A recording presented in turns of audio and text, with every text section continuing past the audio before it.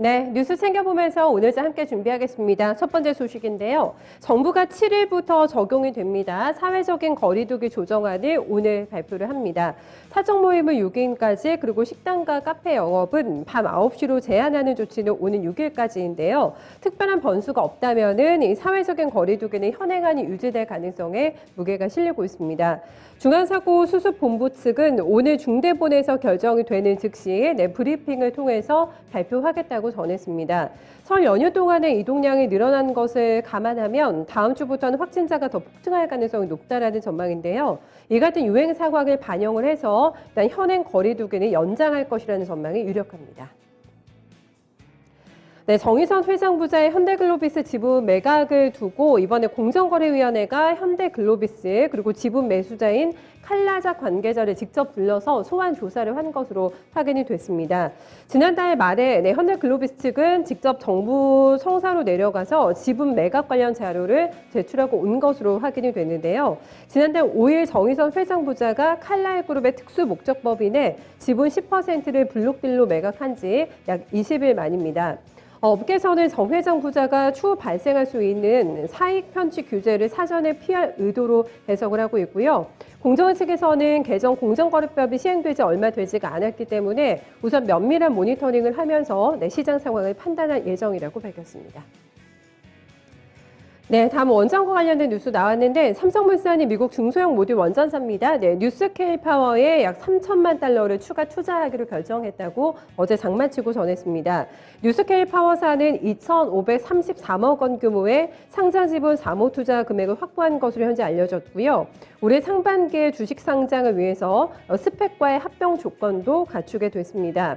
국내 기업 중에 두산중공업도 총 2차례에 걸쳐서 1억 달러를 뉴스케일파워에 투자한 바가 있고요.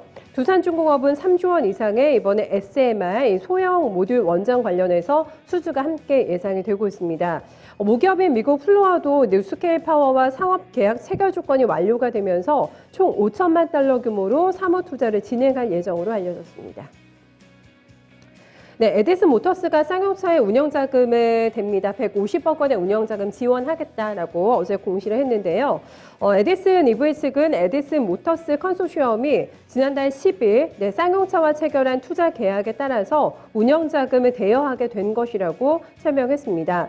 에디슨 모터스 컨소시엄은 인수 대금과는 별개로 500억 원의 추가 운영자금을 지원하기로 쌍용차와 투자 계약을 체결한 바가 있고요. 이 가운데 에디슨 EV가 우선 150억 원을 지원하고 추후에는 350억 원을 지원하겠다는 계획까지 함께 전했습니다.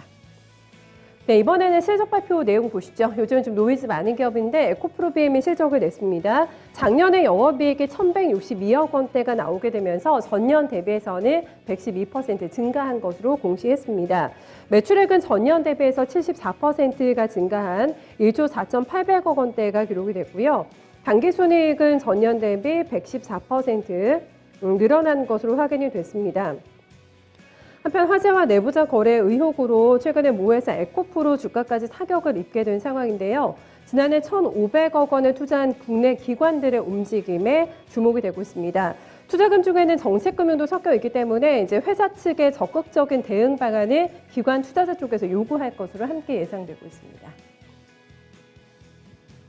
네, 대신증권도 실적이 나왔는데 잘 나왔습니다. 지난해 영업이익이 8,955억 원을 기록하면서 전년 대비로는 274%나 급증한 것으로 집계가 됐고요.